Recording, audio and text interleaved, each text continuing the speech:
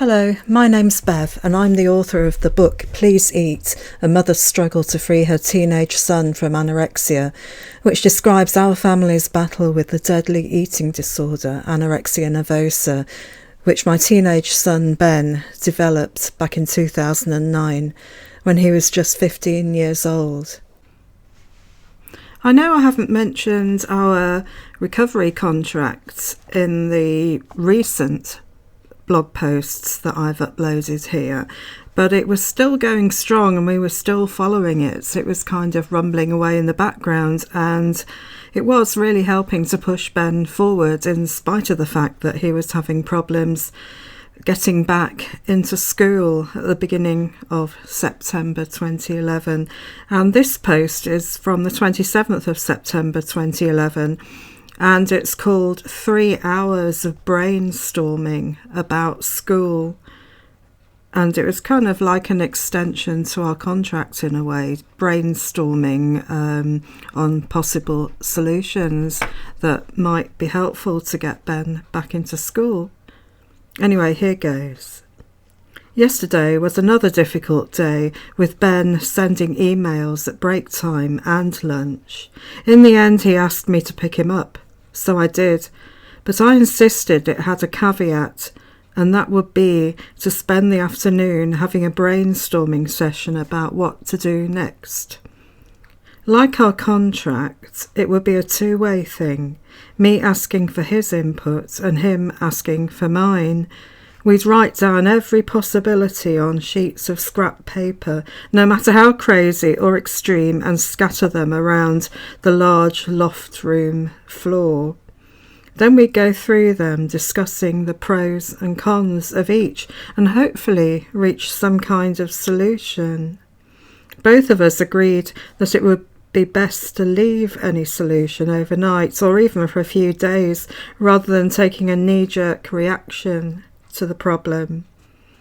So that's what we spent the next 3 hours doing, and thus far the conclusion is this. No, Ben doesn't want to leave school now, take a year off, and then return either to school or sixth form college.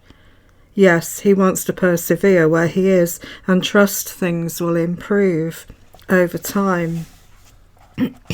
I insisted on a caveat because we can't simply cross our fingers and hope things will get better. So far, if anything, things have got worse, and Ben spends most of his time in solitary confinement in the study room, library, or hidden away in the school grounds. Neither of us wants Ben to simply grit his teeth and struggle through his final year at school, hating every minute and feeling lonely and depressed as hell. If we could turn the situation around somehow, then let's go for it. So we came up with a list of 4 practical actions we could take, which might just work. And if they don't, then we'll have another session and come up with more. So that's where we are at the moment, and that's the end of that short post. So yes, it was really like our contract, working together as a team, and that was something which we did very successfully during these months and the following months for quite a while.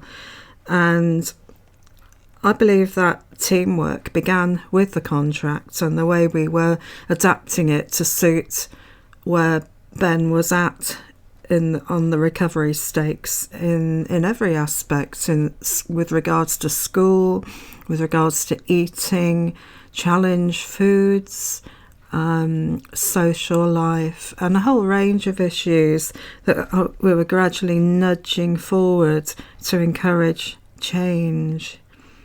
So yeah, thank you for listening. You'll find a link below to my blog, and you'll also find a link to my website where you can download free PDFs of my blog, and also a link to Amazon where you can buy a copy of my book.